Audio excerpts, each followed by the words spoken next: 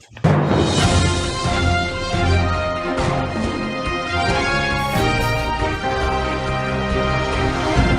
everybody, welcome back to Kruse Control. It is February 1st, 2023. Thank you so much for being here, this special edition afternoon special of Kruse Control. I am your host, Brian Kruse, as always. Welcome back to Kruse Control, the home of entertainment news. I thank you all for being here today. We're going to come in later, but we have a meeting tonight, so we can't actually do the actual live show, the normal show. So I figured I'd come on here today and just kind of have a little bit of light news with you and do something, because it is, it's another day. It's Monday through Friday. We're here every day, so we got to do something today. So, yeah, so thank you for being here. There's some things I want to talk about. I want to have some breaking news as normal. And I also want to do an Avatar review, because that's something that's been out for a while, and I finally got a chance to see. And most people on the show haven't seen it, but it's doing really great. So I have to talk about it a little bit. But anyways, we got to get into some stuff. So, as always, now it's time for some breaking news.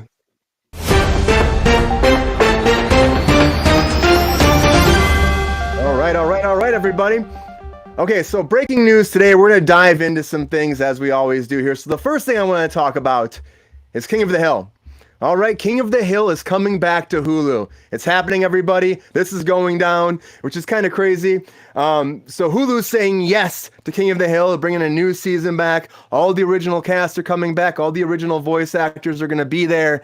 And they're doing another season. So Mike Judge is like, hell yeah, bring it on. That cast is probably super excited, because I would be if I were them, right? Getting a chance to do it again. Well, they're saying yay.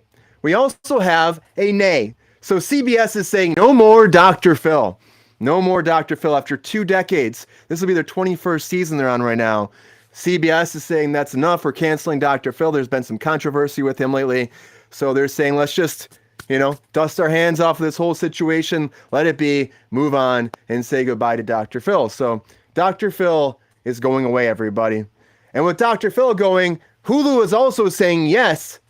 They said yes to King of the Hill. They also say yes to Futurama. That's right, Futurama is coming back. Futurama will be back on Hulu. They're doing 20 episodes. It's going to be split in half, so 10 and 10, which is crazy. This is like the third reboot or the third revival of Futurama, which is a great show. It started in the 90s. I think the first run was 1999 to 2003, and then it separated, or then it stopped, and it was on Fox, and they went to Comedy Central for a while. That got canceled. Well, now Hulu, which is pretty much Fox and Disney, is like, we're bringing Futurama back, some more Bender, more fun. I love that show. It was a lot of fun. All the presidents and heads, that was like the greatest. Some great comedy right there. So congrats to the fans and to the cast and crew of all the animators for Futurama. And also, Ozzy's saying no to touring. So Ozzy Osbourne is stepping down from touring. He just says he can't do it anymore. Right from Ozzy himself, here's what he had to say about the whole situation. He said, "My one and only purpose during this time has been to get back on stage.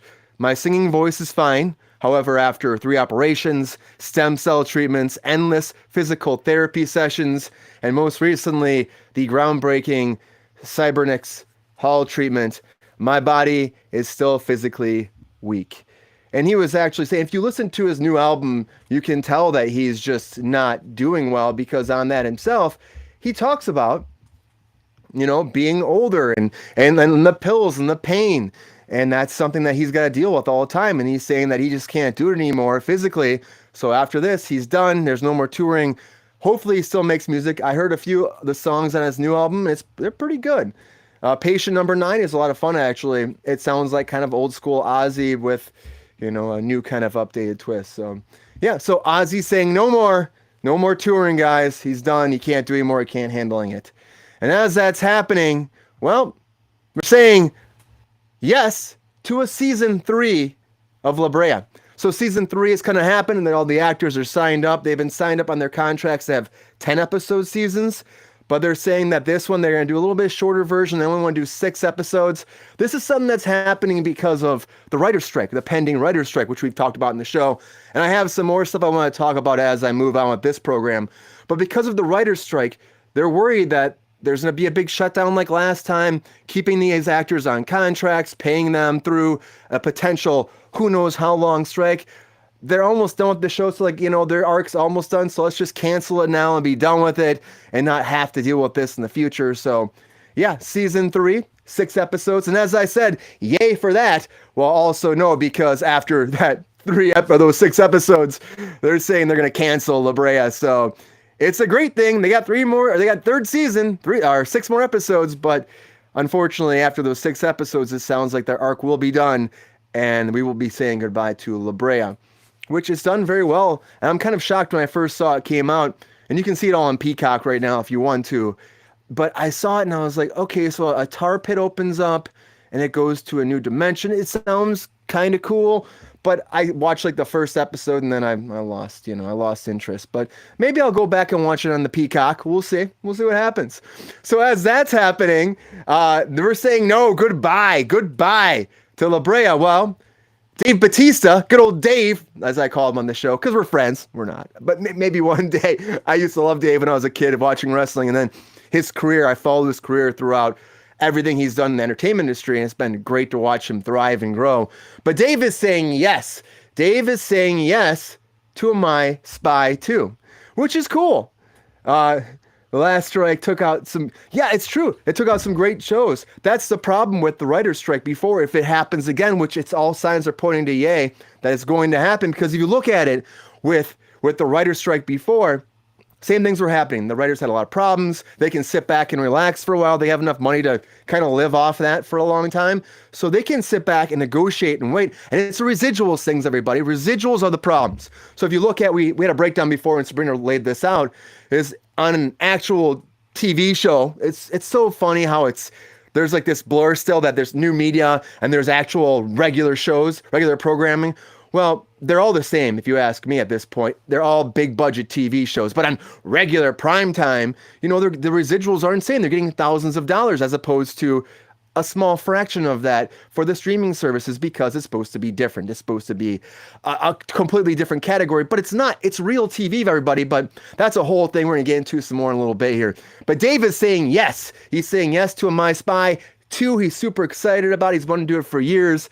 So it's happening. Him and the little girl are coming back. And it was fun. It was a fun little show. It's kind of like, it reminds me of like when The Rock did The Tooth Fairy. And I enjoyed that a lot. But Dave is like, yes, let's do some more. And as he's saying yes, Peacock is saying no to their free ad tier.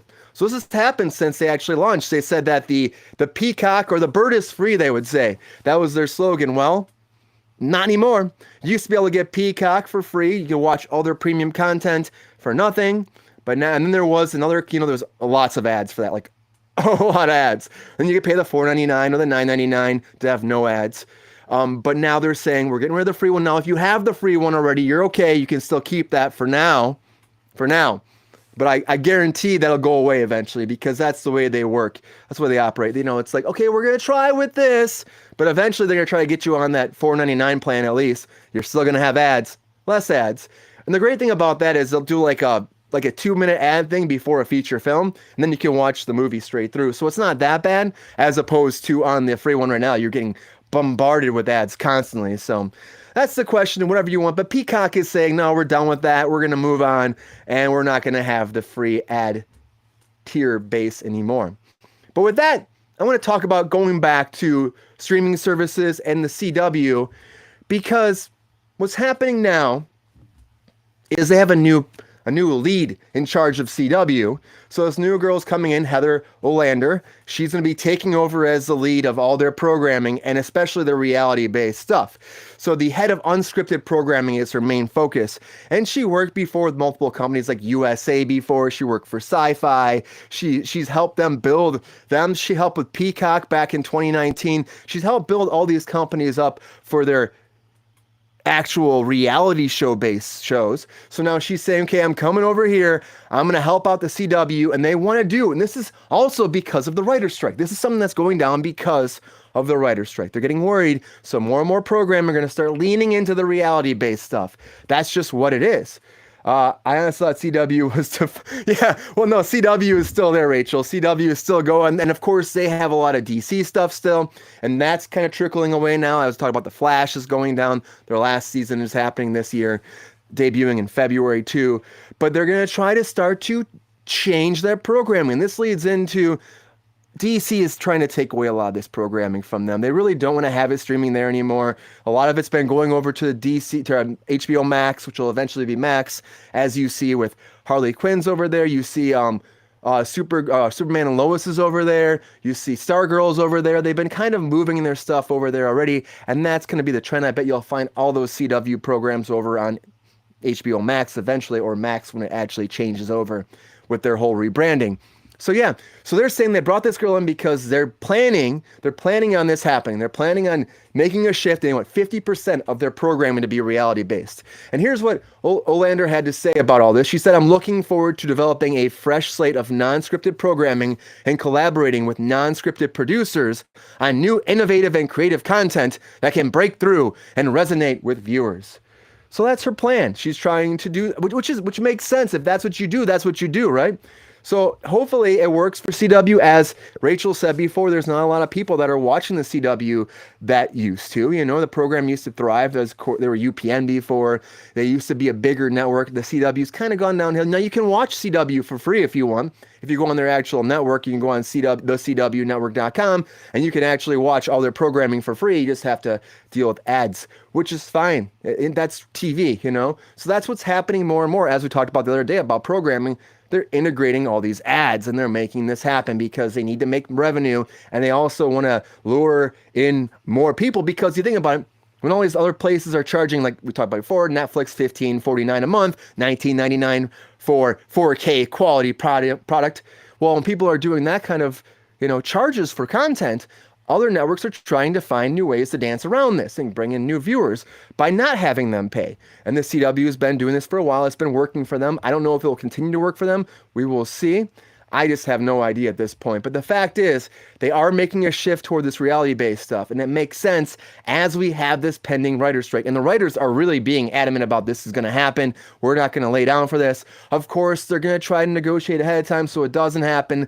But the idea is, guys, it could happen. It could really happen. So we'll see what happens with Heather, if she does a great job. Like, her track record says she knows what to do with this job. So hopefully she will be able to handle it. And hopefully it'll help CW stick around, because honestly, like I said before, I've liked a lot of their content. I've liked the Flash show. It's had its ups and downs, but I've enjoyed it overall. I never was a big fan of Arrow. I never was a big fan of I tried Stargirl. Like, I've watched it. It's okay. It's not fantastic. Swamp Thing, I said the other day, I love Swamp Thing on there. But that, of course, came from the DC Universe app that they had before. I actually watched it on there before it moved over to the CW.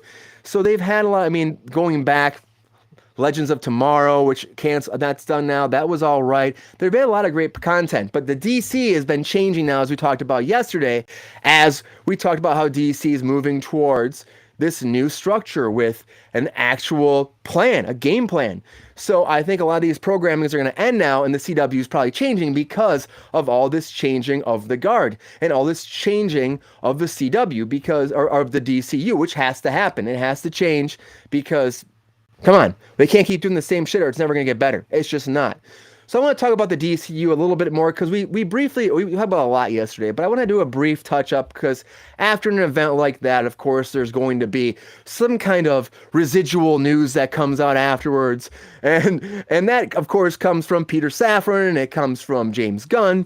And so they were talking about, afterwards, interviewing about the DCU and their slate of programming coming forward. And they actually brought up some more about the previous cast, about Wonder Woman, about Aquaman, and Peter Safran said, he goes, okay, well, look at this. They're not fired again.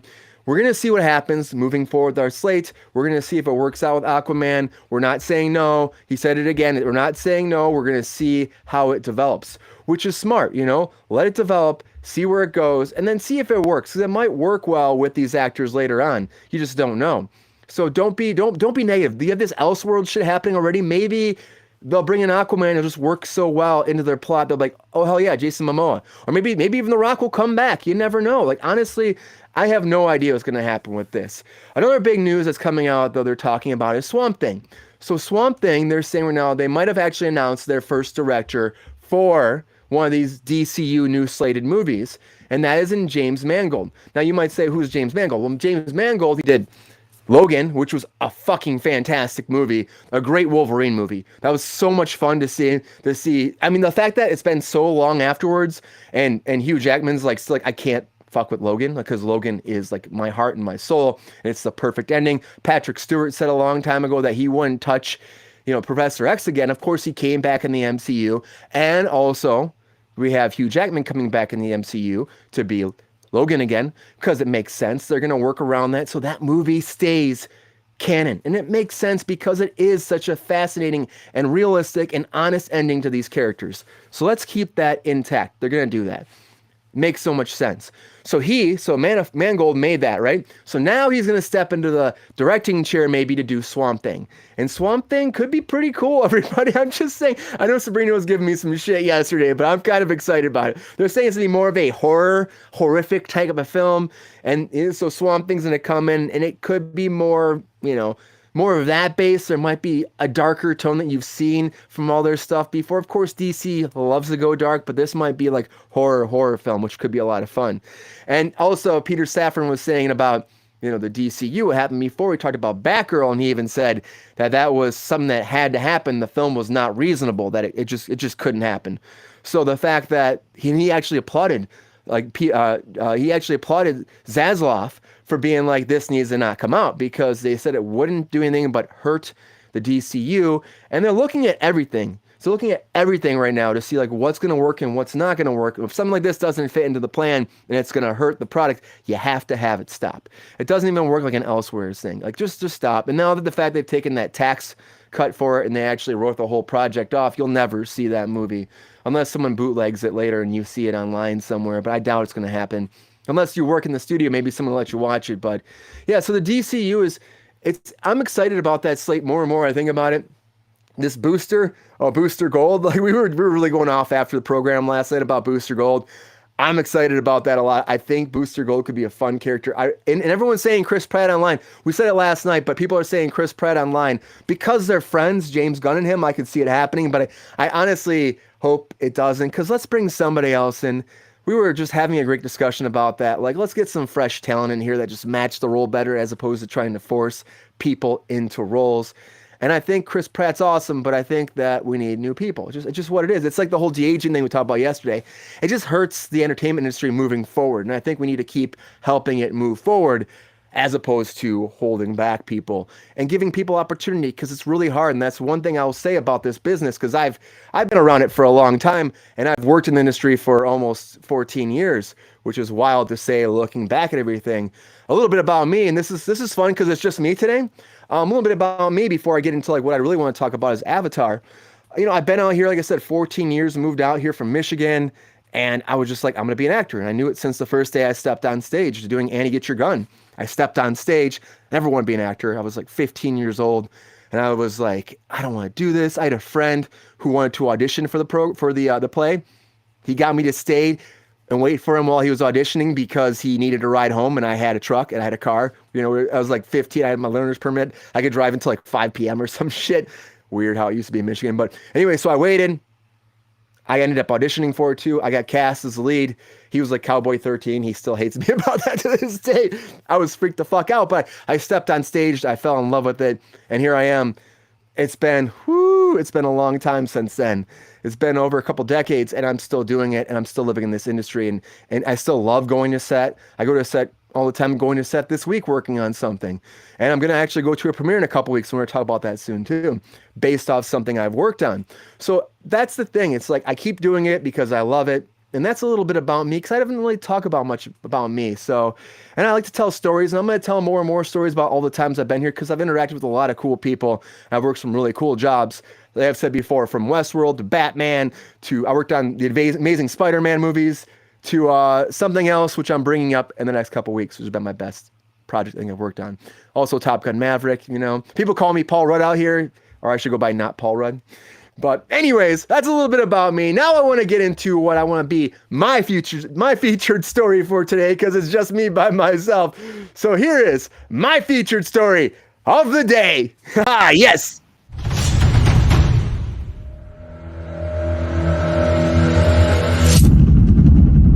All All right. Yeah, I like that. Hashtag Brian for Booster. Maybe that'll happen. Rachel, I should have had you on here. I was afternoon. I wasn't going to come on. And then I decided last minute, I'm like, you know what? Let's throw something together and do a light show today because it's just, couldn't work it out with everybody because of this business meeting I have tonight. But I want to talk about Avatar for just a little bit here. I'm not going to talk long. It's not going to be a long hour today. It'll probably be a little bit shorter because, again, it's just me shooting the shit. If anybody has comments, please comment along. It's always fun. But I want to talk about Avatar, The Way of Water. So I finally got a chance to see it last weekend, and I've been kind of sitting on it and thinking about it and thinking about it and dwelling upon it and being like, what do I think about this movie overall? Okay, overall, I do think, I'm going to put this out there if you haven't seen it, I do think it's better than the first one. I'm saying it right now. I think it's better than the first one. I was hesitant to go see this thing because of how long it was, for one thing. The runtime always can get you, The runtime can be very difficult, over 3 hours. And then I feel like there's so many movies coming out over 3 hours. You also have, Babylon came out over 3 hours. I still haven't seen that. I want to see it. It's just finding that time on your day is difficult. Okay, put that aside. This movie starts off and it really dives into the family dynamic. The family. You get to see what Jake's family's been doing. He builds up a bunch of kids. He actually has a family and he teaches them how to live and thrive, and years and years and years and years go by. And that's what this shows. It shows them becoming parents, which is pretty great. It's fun. And then the humans come back. Dun, dun, dun. And when the humans come back, everything goes to hell and they bomb the whole world. They bomb the world and they make a new civilization. And then another time jump happens. So, okay, they're loving some time jumps in here. That's cool. That's cool with me. You got to set the stage. And for me, with the initial one, Avatar 1, it was too much like Ferngully for me. That's what people say Pocahontas, but for me, it's still Ferngully. When I was a kid at that time, you had Ferngully, you have the Tree of Life, and they're trying to bulldoze the Tree of Life down. And all the fairies are like, no, this is our life source. It's the same shit here. It's the same shit. I mean, I get Pocahontas, but to me, it's still Ferngully. At least this one's like, okay, we've done Ferngully. We're not doing Ferngully 2. We're going to go in a different direction. We're going to do the water stuff. We're going to see a new tribe, which is what they do. The third one's supposed to be the fire tribe. This was the water tribe. So pretty much, this is going to be a little bit of spoilers. So if you haven't seen it, if you don't care, here we go into it. Spoiler alert now, moving forward. I'm not going to give you the whole thing. I'm going to give you breadcrumbs here and there. But I got to get out of the way. The one thing that I thought was actually well done was bringing back Miles. Miles, the general, the commander. Miles comes back. Who was the villain in the first one?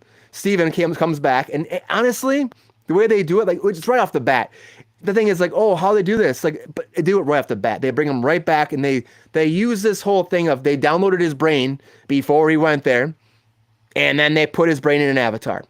So when he wakes up, he doesn't remember how he died. He doesn't remember the last moments of his life at all, but he knows everything building up to it. So this was a contingency plan, pretty much. So if they do die, they can come back stronger in these new bodies and they can fight. And he has his whole team back. So they put his whole team in avatar bodies. I know they have this new unit that's coming in there to take on Jake and to take down the whole tribe and to take over because it's pretty much a revenge thing. So, okay, he's back. And there's a great scene where he goes back to where he actually died in the first one. If you don't remember, he gets killed and he's in the machine and it gets arrows through his body. They go back there. He finds his dead body. He replays how he dies. He grabs his skull like this and he just crushes it. And that was really cool. I don't know if that was something that came up later, but it was a really good moment. This guy's dead and now it's me. And then he has this play back and forth is it me? Is it not me? Who am I? Am I that guy? Am I not that guy? You don't really he is, but he's not, at this point. So that whole arc with him, I think, works really well. But then it becomes this whole revenge scheme for the rest of the movie. We got to take down Jake. Really, he's really focused on Jake. And then, of course, taking over the tribes. But it's really about Jake because now they're colonizing. This whole movie's colonizing, which is why I get fascinated with where this show is going. Because the fact that they're colonizing the planet, right? And now they're going to be bringing in more and more people and building up. And the whole premise is Earth is pretty much going to be done. Earth isn't a problem right now. It's gone downhill. They're losing resources. Hence why they came here from the get-go. So now they're going to start actually laying down land here and putting down feet on the ground. They're going to start living here and creating a new civilization on the planet. And this causes more problems for everybody that lives there already, the natives, and for the new settlers. So that aspect I think is cool, and I think that's going to lead into the rest of the movies. This one doesn't really cover that too much because it becomes a revenge plot moving forward from here. You got Jake and his wife. They're like, we got to get the hell out of here. So they take off and they go to a new tribe. And that's kind of how the movie starts. And honestly, that's in the first like half hour. And they're off to the races. So now they go to this new tribe of the water and they learn the way of water, and you have dragons that swim in the ocean now and also fly in the air as opposed to just flying in the air, which is cool. So they're going underwater, and the special effects of this looks amazing. You see all these great moments where they're underwater having full scenes. And when I was first watching the behind the scenes stuff with this, I was like, how is all this water stuff going to fit into the plot? How are they going to make this happen? And then when you watch the movie, you see that they're like, honestly, it's pretty cool. They're diving underwater, and the way they shoot this, everyone's exploring, because apparently this new tribe, the water tribe, they can actually breathe underwater longer. They've evolved differently because they live in water. So their tail's thicker. So it's more of a fin. They can breathe better underwater. They've adapted. They're a little different color. They're more of a turquoise than an actual blue. So I think when we get to the fire people, I bet they'll be a little bit more red in the third movie. So it's kind of cool how they're diving into the indigenous people, and they're showing like how they're not all the same, which is the way the world is where we live too, that everyone doesn't look the same. That's cool. I think James Cameron does a great job doing that. And then the effects underwater, I mean, it's beautiful. It really is. It's just fucking beautiful. So that sold me. I was like, okay, I get where you're going. And it felt like its own world and its own plot. Again, it's a revenge movie to me. You know, they're hiding out. Jake takes his family away from the tree people because he's worried about everyone dying. But this is where I'm like, dude, he's going to follow you. You know this motherfucker. You know this guy, right? You know Miles. You know what you went through in the first movie, you know, all those years ago. And you're going to take your family and you're going to move to this new tribe, and he won't find me. What? He won't follow me. We'll be safe here. And it's like, even when they go there, they say it. They're like, well, what's to say that this person's not going to bring his problems here? Duh, it's going to happen. So of course, as the movie goes through, his problems come to him, and Steven finds him. Miles finds him. And now they have this huge group. They're flying in to attack, and there's a huge epic battle, of course. And there's more battles in between. There's one of my favorite actual moments in the whole movie is the initial battle where they go head to head, Jake and Miles again. And he gets to realize that Miles is back alive. And he's like, and then they're like, we're going to kill you again. And that fight is really cool. The kids are there. They're there. And it's a great battle where they're saving their kids. And the kids in here. Okay, let me talk about the kids for a second. The kids, which I think are great, they do a great job. They honestly do. Across the board. But those kids be dumb. That's all. It's like they always stick together. And Jake's like, don't take your little sister there. Don't take your kid, your siblings there. And what happens? They keep bringing everybody together. So all of a sudden, every time, all the kids are in trouble. And then they have to save every kid. It's not like one kid's in trouble. It's like they all get together. It's like, you're screwed because we're going to kill your whole family if you don't come and save them. And to me, I'm like, what? It's like 3 hours of this. I mean, honestly, again, I enjoyed the movie much more than I did. And this picture is actually of Spider and Miles in the background. And Miles is like, okay, so he's, that's his avatar form. That's all he has now. And Spider's actually his son. And this is the whole thing too. It's like, I rewatched Avatar before I saw this. And I was like, when did he have a kid before he died? But apparently he had a kid. And then they couldn't put him in cryo, so the kid was born and has been living with Navi, and it's like, what? So this is his kid. This is his kid. And then there's this whole father-son dynamic, but he's like, I'm not your father, but I am your father, but I'm not your father. And they have a great heartfelt kind of relationship that shouldn't be there because of this connection to, kind of being his son. And that's kind of fun too, but that's also stretching it for a little bit. Cause I'm like, how is this kid here? Also, Sigourney Weaver being back, she's playing a different character. She's playing like the offspring of her initial character, which she's somehow born, even though she switched bodies, she was pregnant. That doesn't make sense to me really, but I guess you just have to take it for what it is. She had a baby before she died, and the baby's there growing up, and now Jake's raising the baby. So there's a whole kid dynamic with this whole thing, which I think is why people start saying, well, this is not, why is it, they're saying it's too long. And they're like, why is it focused on the kids? It's not focused on Jake enough. It's like, I thought this is his movie. Well, it's expanding the universe, everybody. And you have to expand the universe as you're developing shows like this. If you're going to do, he's going to do like a 3, 4, and a 5. In order to do that, well, you got to expand the universe. And that's what he's doing. And that's what this movie is. It's really a transitional movie leading up to the rest of the movies. And the big buildup in the fifth one, she keeps selling as like the big bad is the fifth one, which makes sense because, well, that's the end all be all. You're going to have the big battle back on Earth, they're saying, which is kind of cool. Again, like I'd be down for that. Take it back. That's what fascinates me a lot when I hear about where he's going with this. Like this movie really is a filler movie. It really is. End of the day, you're reestablishing the characters. You're picking up where you came. I mean, they jump time so much. They jump like 20 years. And now they're like, okay, now we have a family. We have, a new structure. Oh, now mankind's back. And then they jump again. Like I said, they jump again and they make a whole civilization. So it's all building up for what's coming in 3, 4, and 5. And that's it. But they do have a fun story of revenge. Like, it's just like, oh, we're here now. This person's still alive. What's happening? And seeing the water people is great. Again, I said like the all the visual effects of them riding on these sea creatures and actually going underwater. And you can tell that they were actually underwater doing this. And it's amazing. It really does look great. Hats off to James Cameron for that. Because honestly, he did a great job.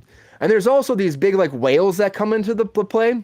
And this is another thing where I thought was one of those things. I'm like, some people might really hate this in the movie. They're called the Tulkins.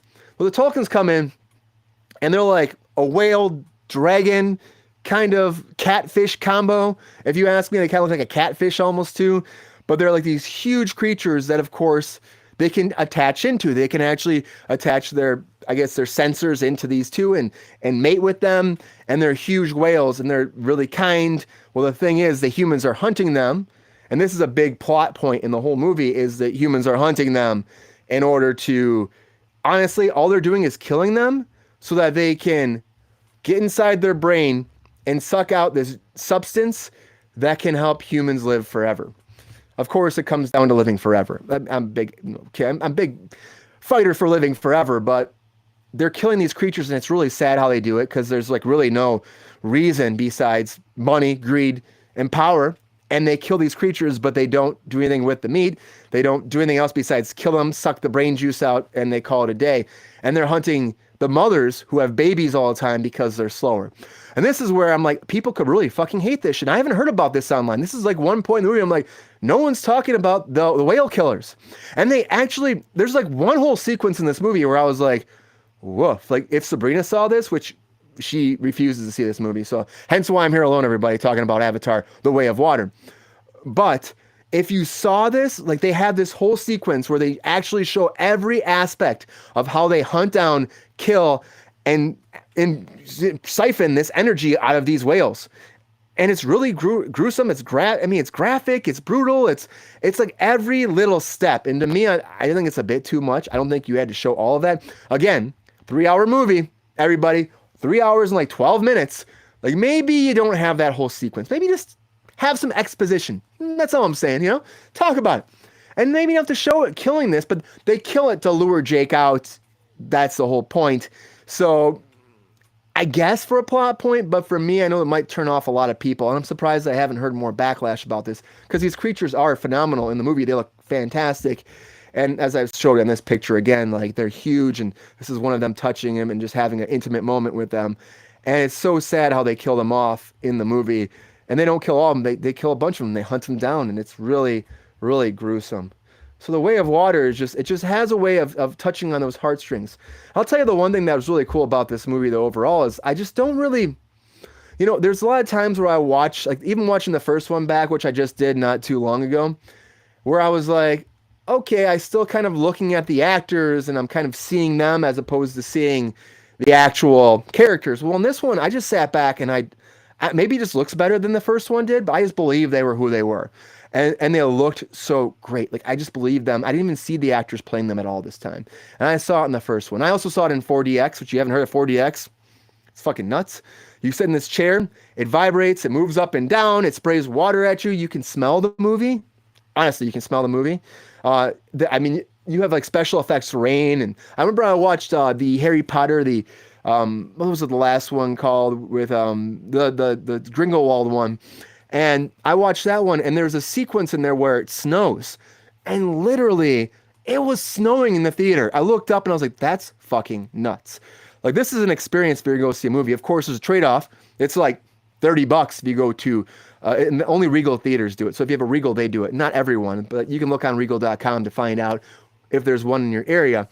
But the way they do it, it's amazing. And now it costs, like I said, it costs more like $30 a lot of times. If you have the Regal Unlimited Pass, which is, you can watch 3 movies a week for the whole month. When you pay like $21 a month, you can watch it for a premium increase of like $6. So they still make you pay on top of it, which is bullshit if you ask me. It's like how Regal charges you an extra $1 to have a better chair. I'm like, go fuck yourselves.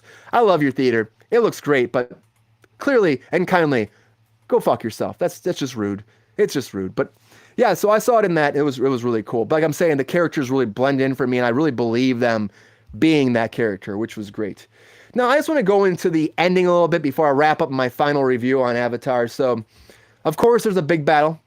And I will tell you, at the very end, when they finally have that big moment where it's like, okay, we have to fight Miles again. There's the big lineup. The Na'vi versus the humans, or the Sky People, as they call them. They're against each other. There's a huge ship. Let me just talk about the huge ship. So there's... Okay, James Cameron, I see you. That's what I say, I see you. So when they finally have this big matchup, the Sky People are on a huge ship. And this is where I laugh so hard. It's like the Titanic, everybody. It was like James Cameron's like, let's do the Titanic somehow. Let's make it happen. And so they have this huge battle on this ship. And of course, the ship sinks. And it sinks just like the Titanic. And the people are like trying to catch their breath, and they're running through the corridors, and the water's filling up. And they even have a sequence where they're trying to get out, and they have to hold their breath and then go from section to section to get off the ship before they die. And I mean, spoiler alert, but it's Titanic. It's like, it looks better than Titanic, of course, because his visual effects are better. So I feel like James Cameron's like, it even kind of sunk like the Titanic. But I was like, Avatar, Titanic 2, The Way of Water. It really felt like that to me, which it kind of was hilarious. Yeah, those theaters are cool, Rachel. They're awesome. They're awesome. If I do this again, it's an afternoon thing and you're able to come on, I'll bring you on if it's by myself. But it's just fun to be here and talk and, have something come out today. But yeah, it's like Titanic in a way. And I think that's kind of an inside joke in a way, because you watch, you're like, okay, James, I get it. Which again is coming out very soon, Titanic, on Valentine's Day, because they're talking about these numbers games about how this might surpass Titanic. Well, now that Titanic's coming back into theaters, last time it came out, it made like 70 million, 50 or 70 million. If it does those numbers again, I mean, it's a numbers game. It keeps pushing it higher, and this is a chasing battle. But yeah, so they have this big battle, and of course, it's all setting up for what's to come. I'm not going to tell you the complete ending. If you watch the 3 hours and 12 minutes, you'll see what it is. But so far, it's made like $2.12 billion. It's the number four movie of all time.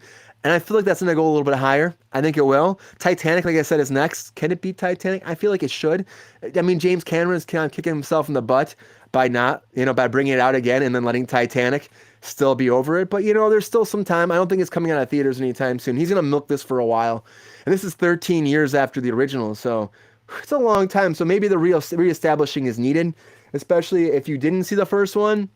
I guess you don't really need to. I mean, it does help. There's a lot of inside stuff that happens, but it kind of is its own story and kind of setting a new narrative moving forward for the whole franchise. And another thing that happened today, which is also why I brought this up, is because today it crossed another threshold, and it's now made $623.5 million domestically, which is crazy. Think about that. It's below $1 billion domestically, but it's made over $2 billion. So look at that, how much they've made overseas. That's insane, isn't it? It's insane. So they're saying now that it's moved up. This is actually from, I think it was Variety was saying that it's moved up, and now it's taking the number 10 spot and highest grossing of all time domestically. Now, before it's worldwide, everyone looks at worldwide, but domestically, it's breached that barrier. It's number 10. The next one is Avengers, and that's at 623.4 million. So, it just beat that. So it just beat that. and hopefully it can go higher. But I mean, the numbers are all very close when you look at a breakdown. So I think it will go up higher domestically, but worldwide, I'm not sure yet. We're going to see. I think they were expecting it to go higher. I think James was expecting number one, but how many times will they re-release this? How many times will this movie be in theaters? How many premium packages like 3D and 4DX will people pay extra for, especially nowadays? And they always say that it's based off inflation, but I don't know if I believe that as much as it can be. So overall, I just want to say this movie, for me, I think it's better. I think it's a better movie. I think it works. I think if you haven't seen it, maybe you want to drink a few drinks. Maybe you take something else. I don't know. And sit back and enjoy. I actually made it through the whole movie without going to the bathroom, which was like surprising for me. James Cameron said that when he was asked about that, he told an interviewer, he goes, well, you know, if they can't make it through the whole movie, they can just come back another time, which they will. Cocky a little bit, but you know, but it's true. It's a visual masterpiece, which everyone says, and the storyline, it's not very in depth. It's like I said, it's a revenge storyline, which I kind of expected going into it. The acting is great. The kids actually do a phenomenal job. I love everybody in the main cast. I think they all do a great job. It's just for me, again, a little long. Of course, it just feels like we're starting over again from day one in a lot of ways, and it's really a stepping stone movie. The next one, which is already shot in the can, will come out, and I bet that will be even better. So for me, not a bad movie. It's not, you know, recreating the wheel or reinventing the wheel, but you know, it's fun. And again, like I said, I could turn off and it's just a fun adventure movie and a family movie, which will work a lot of times. Look at like some of the biggest hit movies. Look at the Mission Impossible movies. I'll still say my favorite Mission Impossible movie is Mission Impossible 3, because Mission Impossible 3 was all about family.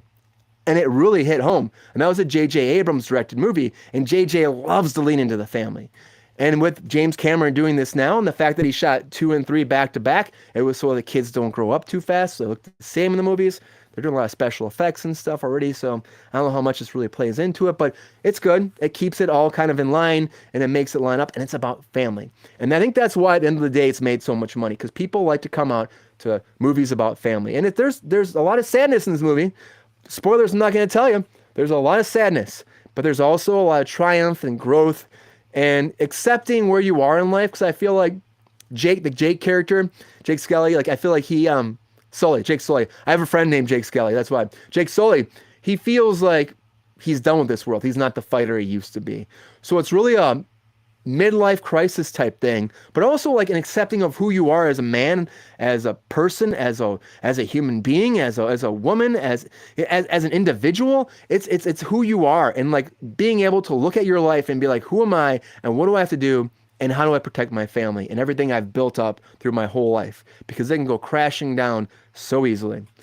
It's wild that it's made that much. Yeah, it is wild, Rachel. It's made a lot of money. And people aren't even talking about it. Like I said, the whale thing. I'm surprised nobody was talking about the whale thing. It blows my mind. Fast and the Furious series is all about the family. I know it is, Rachel. And that's why, think about that. That movie does great. It does amazing for Universal. And it's all about family. End of the day, it sells. Family sells. It just does. So, Way of Water, everybody. I'm gonna give it a reluctant thumbs up. Again, nothing like groundbreaking. Nothing super amazing. I do think visually, okay, except the visuals. So I also saw it in 3D. The 3D was great. Honestly, the 3D was the best I've ever seen. Usually that shit gives me a headache. It all played very well. The 3D was great moments. Even the 4DX, if you see it in 4DX, because I know they're still keeping it in that platform because it does make more money. And a movie like this is kind of made for that. Hence why I waited to go to 4DX. I wanted to wait till I had a chance, and because it was full for a long time at the Regal by my house in North Hollywood. So I went, and honestly, sometimes when you do those, they move too much, or they move at weird times, like you're having a very dramatic scene. It's like jumping you up and down the fucking air. You're like, what's happening? I'm missing these lovely moments of passion, you know? But in this moment, it wasn't like that. It was, you know, it was only at certain times. I would say there was a lot less 4DX than I expect. But during those battle scenes, it was great. And there weren't as many battle scenes as you'd think. Probably 3 in the whole thing. There's like there's like 3 or 4. There's one big one in the beginning. There's one where they finally meet up again, where Miles is trying to be like, hey, Jake, I'm back alive. I'm here, you know? There's one in the middle where it's like the army is trying to go in and get a chance to try to find out if they can go under the radar. And then there's one big one at the end. And there's a lot of training. There's a lot of like them learning life again because they joined this new tribe. And it's really a good character study in a lot of ways. And like I said before, I believe these characters when I watch them. I believe they're these characters. I believe in their way of life. And I think it works. I think it works, and I think that's why it's done so well. It could have easily been the same as the first one again. In a lot of ways it is. A lot of ways it is because, again, sky people, threat, civilization, except now you have more tribes coming together. You have more people coming together to maybe ban them forever. Or maybe a treaty will come. I don't think a fucking treaty is coming. I'm going to say that right now because, honestly, the way this is going, by the end, it's going to be a huge battle. And who will win? That's the question. Giovanni Ricci, he was barely in this movie. Giovanni, I love this guy, right? I thought he was going to be like a bigger part. I loved his character before. He's like in 2 scenes in the whole movie. Giovanni Ricci, I can never say his last name right. I am horrible with fucking names, everybody. You're going to learn that if you watch this show even more. And that's why I have people like Sabrina help me stop butchering people's names. But he is awesome in this, the little bit he's in it, and it made me really be like, why not bring him back? I'm hoping his part's bigger in the next one. I think it should be. I think it really will be, but only time will tell. And we don't really know much about 3 except the fact that it's coming out next holiday season, next December of 2023. So again, coming out before you know it, right? So anyways, everybody, what'd you think about Avatar: The Way of Water? And do you think that this is a great movie? Did you watch it? Did you hate it? Did you love it? Leave us some comments about this. We'd love to hear from you on the channel. We're not quite at 100. We're very close. It's February 1st, but I think we did a great job, everybody, to get here. Again, we're 96 or 97 now. So thank you so much for all your support out there that have watched the channel, that have liked the channel, been subscribing to the channel, and been cheering us on every day because it's a lot of fun to talk about movies and TV with you and current event news. So keep commenting, keep coming back, and we thank you so much for being supporters of the show. Anyways, thank you all again for being here. Thank you, Rachel. I appreciate you being here live on Kruse Control. I will see you again soon. And until then, have a great night and come back to Kruse Control, the home of entertainment news. Take care. See ya.